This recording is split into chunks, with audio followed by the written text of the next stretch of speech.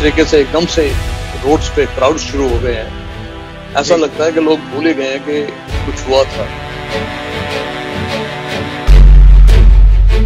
ये कुछ स्टेप्स हैं जिससे कि हम प्रोग्रेस करते हैं कि ये कर दें तो हमें ये चीजें पता चल जाएंगी, वो हम कर नहीं पाए। इस सिम्टम शुरू होने से 3 दिन पहले से अप टू 3 डेज पहले तक पेशेंट इन्फेक्ट कर सकता है दूसरों, जिसको देख के आप सोच नहीं सकते कि इतनी जल्दी कुछ हो जाएगा। ऐसे केसेस को भी कोरोना ने छोड़ा नहीं। नमस्कार, सत श्री अकाल। पंजाब केसरी ग्रुप पर आज हमसे जुड़ा है कोविड-19 टीम के senior member doctor MS Kanwar हैं हमारे साथ। रेस्पिरेटरी मेडिसिन एक्सपर्ट भी हैं और लीड हैं लंग ट्रांसप्लांट प्रोग्राम के, और इंद्रप्रस्थ अपोलो हॉस्पिटल में अपनी सेवाएं दे रहे हैं। बहुत बहुत शुक्रिया डॉक्टर साहब समय निकालने के लिए। Thank you Shami. Doctor Kanwar, इस काल को हम कोरोना काल कह रहे हैं, कोविड टाइम्स कह रहे हैं, कोरोना टाइम्स कह रहे हैं। इसका अगला पड़ाव क्या होगा, क्योंकि लॉकडाउन में धीरे धीरे छूट दी जा रही है। इस कोरोना काल का अगला पार्ट क्या होगा? देखिए, अभी तो जिस तरीके से एकदम से रोड्स पे क्राउड शुरू हो गए हैं, ऐसा लगता है कि लोग भूल ही गए हैं कि कुछ हुआ था। ट्रैफिक जैम्स दोबारा से शुरू हो गए हैं और लोगों को अपनी जिंदगी को कैचअप करने की जरा जल्दी लग रही है। हमें बड़ा केयरफुल रहना पड़ेगा लोगों को, क्योंकि ये वक्त है जबकि केसेस एकदम से बढ़ सकते हैं और बढ़ने शुरू भी हो गए हैं कुछ पिछले हफ्ते भर से। अभी 5000 से डेली नंबर ऊपर ही जा रहा है हर रोज इंडिया में नए केसेस का। अगर लॉकडाउन खुलता है, हमें पहले ही मालूम था कि नंबर्स तो बढ़ेंगे, लेकिन एट द सेम टाइम ऐसा भी लग रहा है कि it's a very long battle and हमें we have to live with corona. जब ये दिमाग में आ जाए कि we have to live with corona, then you are ready to take certain risk also. और इकोनॉमी भी चलानी है, इकोनॉमी का सत्यानाश चल रहा है और things have to start moving. लेकिन ये है कि उस नई जिंदगी को पोस्ट कोरोना लाइफ में हमें कुछ बेसिक चीजें लेके चलना है, जैसे कि हमेशा using A mask, keeping A small bottle. I always advise कि एक छोटी सी बॉटल अपने पॉकेट में रखिए, उसमें सैनिटाइजर से भर के, और आपको डिस्टेंस हमेशा मेंटेन करना है, चाहे आप अपने ऑफिस में हो, चाहे सफर कर रहे हो, टैक्सी में हो, ट्रैवल कर रहे हो, या कहीं कुछ खरीदने गए हैं, मॉल में गए हैं। ये सारी चीजें बड़े केयरफुली आपको ऑब्जर्व करनी पड़ेगी और अब दूसरों से दूर रहना पड़ेगा, ताकि आपको दूसरों से ना हो और दूसरे भी आपसे डरे नहीं, आपसे उनको भी तो खतरा है ना। सो ये चीजें बहुत जरूरी हैं। और जब भी कभी इधर उधर हाथ लगाएं तो अपने सैनिटाइजर से थोड़ा सा निकाल के तो अपने हाथ साफ कर लें, तो at least you feel more secure. और हाथ को अपने चेहरे की तरफ मत ले जाए। ये चीजें बेसिकली अब हमें लेकर के चलना है for may be a year और 2, जब तक कि वैक्सीनेशन नहीं सबको मिल जाती। जी, हेल्थ सेक्टर के लिए क्या चुनौतियां होंगी? देखिए, there is no way that the health sector is going to be the same as it was, और हॉस्पिटल्स उस तरीके से फंक्शन तो करेंगे नहीं जैसे पहले करते थे। एडमिनिस्ट्रेटिव साइड पे और क्लिनिकल साइड पे दोनों तरफ काफी चेंजेस हो रही हैं, देखी जा रही हैं और होंगे भी।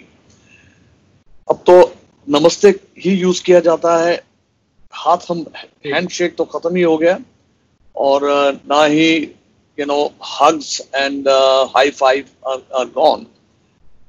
Lockdown was a social vaccine. It was a sort of a tactical war against the virus. लेकिन अब जब स्पर्ट ऑफ केसेस एक्सपेक्टेड हैं हॉस्पिटल्स में, तो हॉस्पिटल्स को भी उसके लिए रेडी रहना चाहिए, रेडी हो भी रहे हैं, और उसके लिए पेशेंट फ्लो जो है वो बढ़ जाएगा। बल्कि 2-3 और सर्जरीज जो बड़ी देर से पेंडिंग चल रही थी कुछ महीनों से, लोग सर्जरी के लिए भी अब आना शुरू हो गए हैं। सो लोगों को ये देखना जरूरी है कि हम हॉस्पिटल जाएं कि नहीं जाएं। लोगों के डर दिल में डर ये है कि हॉस्पिटल जाने से कहीं हमें इन्फेक्शन ना हो जाए। देखिए, जो हॉस्पिटल में काम कर रहे हैं, डॉक्टर्स हैं, सारे हेल्थ केयर वर्कर्स, वो बहुत चौकन्ने हैं आपसे कहीं ज्यादा, क्योंकि उनको पेशेंट से इन्फेक्शन लगने का डर है, और उसके लिए वो जो प्रिकॉशन ले रहे हैं वो सारे हॉस्पिटल में एक यूनिफॉर्म तरीके से प्रिकॉशंस ली जाती हैं।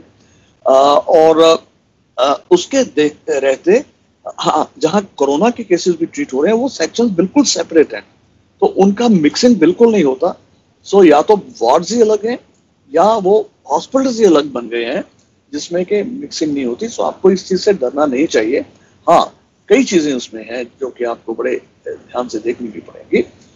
आप जब हॉस्पिटल में एंटर करते हैं तो एक तो सबसे पहले आपकी टेम्परेचर चेकिंग होती है, और कोशिश ये की जाती है कि वो पेशेंट जो कि कोरोना के हो सकते हैं, जिनको कुछ सिम्टम थोड़े बहुत भी मिलते जुलते हैं, उनको सेग्रीगेट किया जाए और फ्लू क्लिनिक में भेज दिया जाए।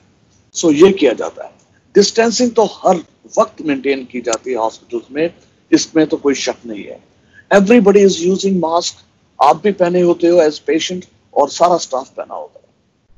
Sanitisers are everywhere in the hospitals. आपको हर काउंटर पे सैनिटाइजर मिल जाएंगे, इवन कॉरिडोर्स में आपको टेबल पे सैनिटाइजर मिल जाएगा। So keep using that. हम ये रेकमेंड कर रहे हैं कि एक से ज्यादा अटेंडेंट हॉस्पिटल में लेके ना आए, ताकि भीड़ ना हो, कम से कम वहां पे लोग आए। सिर्फ पेशेंट आए तो और भी अच्छा है।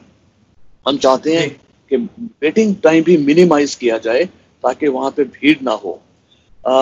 हम अपने ओपीडी का कमरा भी पार्शली खोल के रखते हैं आजकल, ताकि हवा का फ्लो जो है, एयर कंडीशन का फ्लो इस तरीके से हो ताकि हवा बाहर की तरफ जाए और अंदर एकदम से कंजेशन ना हो, और अगर कुछ वायरस हो भी तो वो कंसंट्रेट ना हो सके। हम लोग पीपीज, या तो पीपीज पहनते हैं या मास्क पहनते हैं, गॉगल्स पहनते हैं, हेड कवर पहन लिया, गाउन पहन लिया, और कई स्पेशलिटीज जैसे कि डेंटल है या ईएनटी है या आई है, उनमें एक्सपोजर पेशेंट से डॉक्टर को होने के बहुत चांसेस होते हैं। तो वो हम फेस शील्ड हम भी पहनते हैं, लेकिन उनके लिए मैंडेटरी है। फेस शील्ड भी एक तरीके के से कंप्लीट पीपी पहनते हैं। सो आप घबराइए नहीं कि अरे इतना कुछ पहना हुआ, ये आपकी हिफाजत के लिए पहना हुआ, उनकी हिफाजत भी हो गई, आपकी भी हो रही है। सो N3 mask, face shield, gown, gloves, ये सब चीजें पहनी होती हैं ताकि दोनों तरफा प्रोटेक्शन हो सके। और post examination hand wash has become mandatory. Sanitiser से फिर हम ग्लव्स को रिमूव करते हैं, फिर सैनिटाइजर से हाथ करते हैं साफ, फिर नया ग्लव यूज करते हैं। इस तरीके से बहुत प्रिकॉशन ली जाती है। और जब एक पेशेंट कमरे से बाहर जाता है तो सारा टेबल, चेयर, स्टूल और डोर नॉब्स, वो सारी दोबारा से उसको सोडियम हाइपोक्लोराइड से एक इंसान साफ करता है। आगे बढ़ेंगे हम और बात करेंगे गंभीर बीमारियों वाले मरीज और नॉर्मल मरीज जो हैं, जैसे सर्दी जुकाम हो गया, वो जब हम आमतौर पे क्लिनिक या हॉस्पिटल चले जाया करते थे, अब इन पेशेंट्स के लिए क्या बदलाव आएगा? देखिए, एक तो फ्लू के सिम्टम मिलते हैं कि अगर थोड़े बहुत भी खांसी जुकाम किसी को लग जाए तो उसके दिमाग में आजकल सबसे पहले ये चाहता है कि वो मेरे को कोविड हो गया। अगर ऑलरेडी कोविड नहीं हो चुका, आप ट्रीटमेंट आप रिकवर नहीं हो चुके, तो आपके ये दिल में डर तो बैठा रहेगा। Luckily we are now in the summer months. अगर कहीं सर्दियों का टाइम शुरू हो गया होता तो ये कंफ्यूजन और भी ज्यादा बढ़ जाता। अब आजकल फ्लू के टाइम नहीं है। अगर आजकल आपको सर्दी जुकाम या खांसी या फीवर होता है तो कोविड होने के चांसेस बहुत ज्यादा हैं, ना कि रूटीन फ्लू। सो वो इशू आएगा, खड़ा होगा जब हम नवंबर दिसंबर में पहुंचेंगे। लेकिन लेट अस होप कि तब तक डिजीज कुछ सेटल हो जाएगी और काफी हद तक कुछ कंट्रोल भी आ जाएगा, या मेडिसिन से या वैक्सीन भी तब तक किसी स्टेज तक पहुंच जाएगी। नहीं तो मार्च अप्रैल तक वैक्सीन शायद तैयार हो जाएगी। हॉस्पिटल्स के इंफ्रास्ट्रक्चर को लेकर जो आप कह रहे हैं कि बदलाव होगा, अब आगे आगे हॉस्पिटल्स को ढालना होगा, कोविड टेस्ट पहले ही नए मरीज की एंट्री से पहले होना चाहिए, और लेकिन बाकी देशों के मुकाबले भारत के हेल्थ सेक्टर की जो चुनौतियां हैं, और भारत जो है वो गांव में बसता है, असली भारत तो गांव में बसता है, तो उस हिसाब से ये सारे बदलाव जो है चुनौती बनने वाले हैं डॉक्टर। बिल्कुल। हम कुछ हद तक तो इस चीज को जब लोग अपना मोबाइल यूज करते हैं, स्मार्टफोन्स यूज करते हैं, तो हम चाहते हैं कि पेशेंट्स ज्यादा छोटी छोटी बातों के लिए विजिट ना करें हॉस्पिटल, जहाँ पे पेशेंट को एग्जामिन ही करना पड़ता है, वहां पे तो आना ही है पेशेंट। ये खासकर डिसीजन लेने के लिए, इसकी सर्जरी करनी है नहीं करनी या कुछ करना है, अच्छी सिचुएशन में तो पेशेंट को आना ही पड़ेगा। लेकिन otherwise they can use the simple WhatsApp and उसके थ्रू वीडियो कंसल्टेशन आजकल काफी शुरू हो गई है होनी, और बड़ी सक्सेसफुली हो रही है। और ये कोर्ट ने अलाउ भी कर दिया है कि ये it is valid, it is not illegal.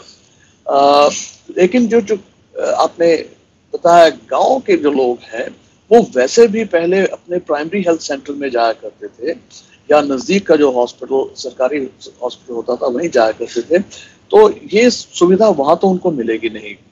So they will have to put up with this, कि उनको अभी अपने जो इमीडिएट केयर गिवर है, प्राइमरी हेल्थ सेंटर्स या नजदीकी सरकारी हॉस्पिटल, वहीं पे जाना पड़ेगा उनको। ये तो रही पेशेंट्स के का जो कांटेक्ट करने का हमारे साथ तरीका रहेगा। दूसरी चीज ये है कि हमारे जो CMEs हैं, वेबिनार्स हैं, लेक्चर्स हैं, इवन बड़ी बड़ी ऑर्गेनाइजेशंस में जो within a huge organisation वो जो मीटिंग्स हुआ करती थी, एक कमरे में 10 आदमी 20 आदमी बैठे डिस्कस कर रहे हैं, वो भी चीजें कम हो रही हैं, क्योंकि you have to maintain a distance of at least 2 metres. तो उस हिसाब से वेबिनार्स या थ्रू जूम मीटिंग्स बहुत ज्यादा कॉमन हो गई हैं। It is like they are overloaded. So मुझे लगता है कि अगले 1-2 साल के लिए ये चीज बहुत ज्यादा कॉमन होने वाली है, और इसी पे ज्यादा डिपेंड करना पड़ेगा। एंड और ये बड़ी सक्सेसफुली हो रही है, इसमें कोई अब लोगों को आदत पड़ गई है। It is become a norm now.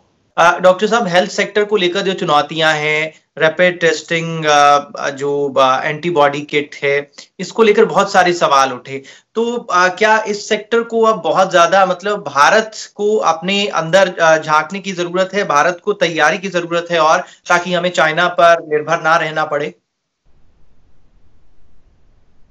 याद होगा कि 1 महीना पहले चाइना ने किट्स भेजी थी, 1 महीना पहले वो यूज होना शुरू हुई, लेकिन जयपुर में ने सबसे पहले ऑब्जेक्शन उठाया कि उनकी जो सेंसिटिविटी है उन किट्स की समथिंग लाइक 5.5%, शेमफुल। सो दे इमीडिएटली रेज्ड कंसर्न, अलार्म खड़ा हो गया। उन्होंने फिर ICMR ने वो विड्रॉ कर लिया था, और सभी जिनको भी किट्स डिस्ट्रीब्यूट की थी स्टेट्स को, उन सबको उन्होंने फिर इंस्ट्रक्शन दिया कि प्लीज किट्स यूज ना करिए। So we are sending this kits back, and then they placed an order with Germany. तो वो किट्स अभी मुझे नहीं लगता कि अभी आई होंगी, क्योंकि अगर आ गई होती तो ICMR डिक्लेयर भी कर देता, उसकी टेस्टिंग शुरू हो गई होती। वो आजकल तो रोज बुलेटिन आता है, तो उसमें उस चीज की हमें इंफॉर्मेशन दी जाती और स्टेट्स को डिस्ट्रीब्यूट कर दी जाती। उसमें एक तो आप जो क्लस्टर्स हैं, या जैसे माइग्रेंट पॉपुलेशन थी, जहां आपको लगता है कि बहुत ज्यादा लोग पॉजिटिव मिलने वाले हैं, वहां एंटीबॉडी से, रैपिड एंटीबॉडी रिपोर्ट ले सकते हैं। उसी वक्त जैसे ब्लड शुगर का टेस्ट लिया जाता है, टेस्ट लिया और आपने देख लिया कि ये पेशेंट नेगेटिव है या पॉजिटिव है। अगर पॉजिटिव है तब भी उनको नेजल स्वैब, जो RT-PCR हम टेस्ट करते हैं, तभी वो टेस्ट किया जाएगा। अगर नेगेटिव है तो समझ लीजिए कि उसको डिजीज नहीं है। अगर एक IgG होती है, इसमें IgG अगर ज्यादा हो तो हम, और RT-PCR नेगेटिव हो, तब हम कहते हैं कि ये इंसान को डिजीज आई और चली गई और अब एंटीबॉडीज बन गई हैं, आईजीजी पॉजिटिव है, तो अब तो सकता है ना ही किसी को इन्फेक्शन दे सकता है। So he is now a free to do his work. डर, उसको अपना डर है, ना किसी और को देने का डर। So it is the best that we all want कि हमारा आईजीजी पॉजिटिव हो जाए और हमारा आरटीपीसीआर नेगेटिव हो। इससे बढ़िया चीज कोई नहीं। सो इससे हम एंटीबॉडी से किट से हम ये भी पता कर सकते हैं कि कौन से लोग, कौन से पॉपुलेशन, कौन से ग्रुप्स ऐसे हैं जिनको हम अब काम पे बिल्कुल बिंदास छोड़ सकते हैं कि well fine, you are fine to go ahead with your normal routine daily activities, your work and everything. और उनको एक तरीके का सर्टिफिकेट दिया जा सकता है कि ये इनके टेस्ट पॉजिटिव नेगेटिव है। So he's so वो एक कोरोना फ्री का सर्टिफिकेट दे दिया जाए तो then you are like you know, you are back to your normal. So ये फायदा है एंटीबॉडी किट का, लेकिन अभी इंडिया में अभी शुरू नहीं हो पाए। जो हुए थे वो चाइना को वापस कर दिए गए, बेकार थे जी। लेकिन ये टेस्टिंग अगर नहीं हुई है, इससे हम कितना पीछे पड़ गए हैं। केसेस तो 1 लाख के पार चले गए हैं, लेकिन बहुत सारे टेस्ट जो अब तक हो जाने थे वो नहीं हो पाए। कि ये कुछ स्टेप्स हैं जिससे कि हम प्रोग्रेस करते हैं कि ये कर दें तो हमें ये चीजें पता चल जाएंगी। वो हम कर नहीं पाए।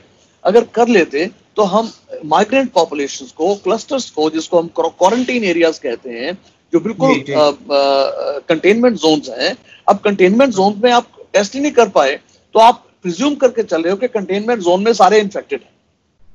ऐसा नहीं होता। सो वो अगर होती फैसिलिटी हमारे पास तो हम 2 स्टेप आगे होते।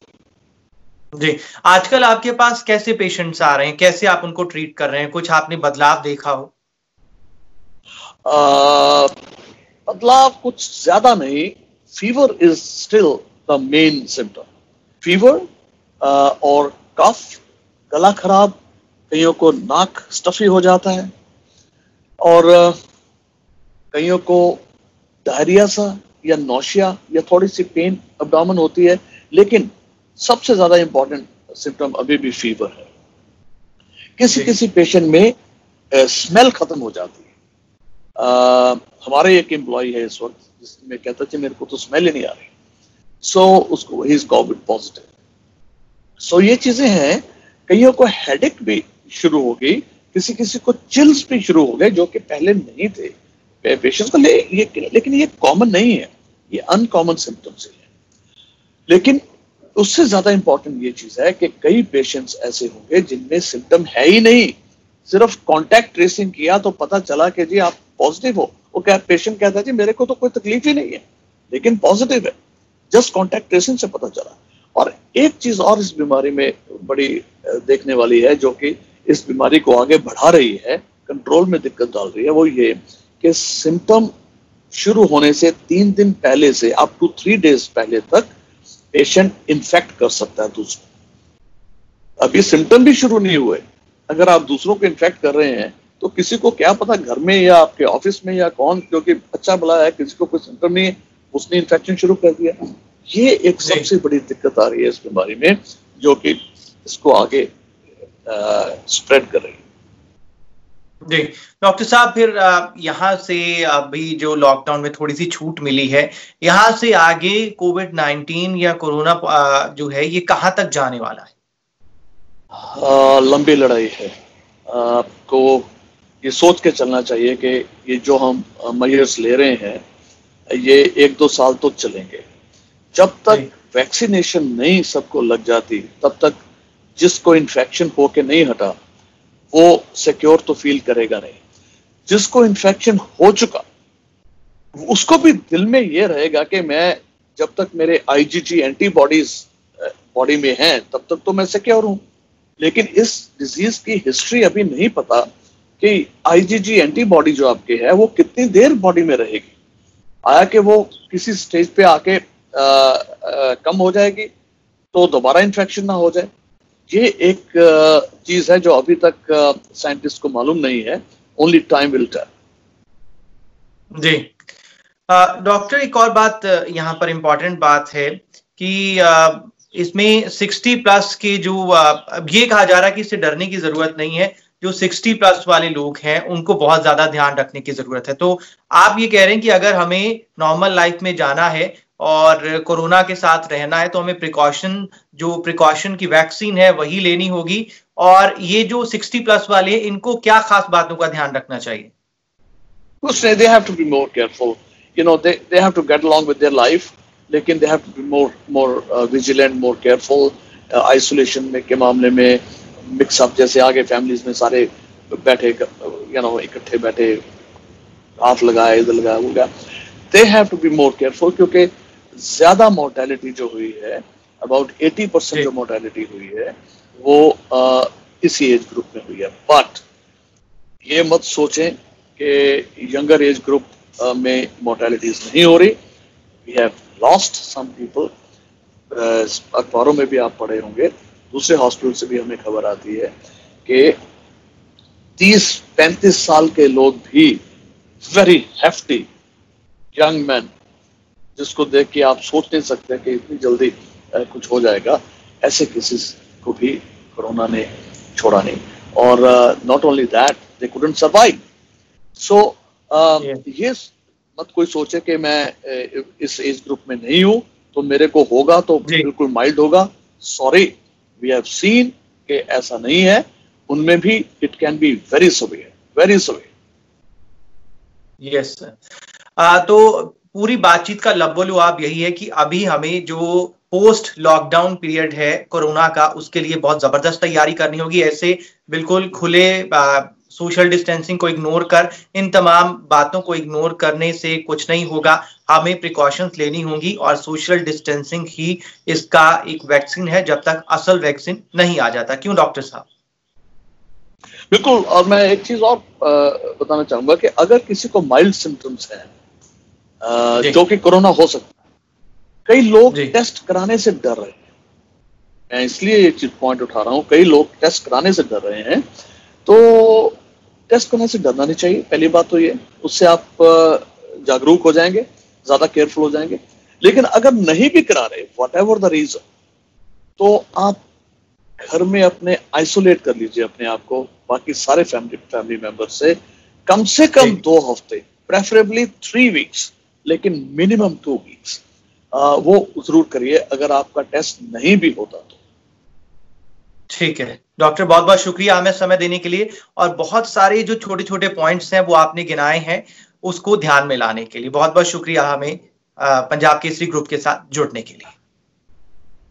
Thank you Shramit, thank you very much.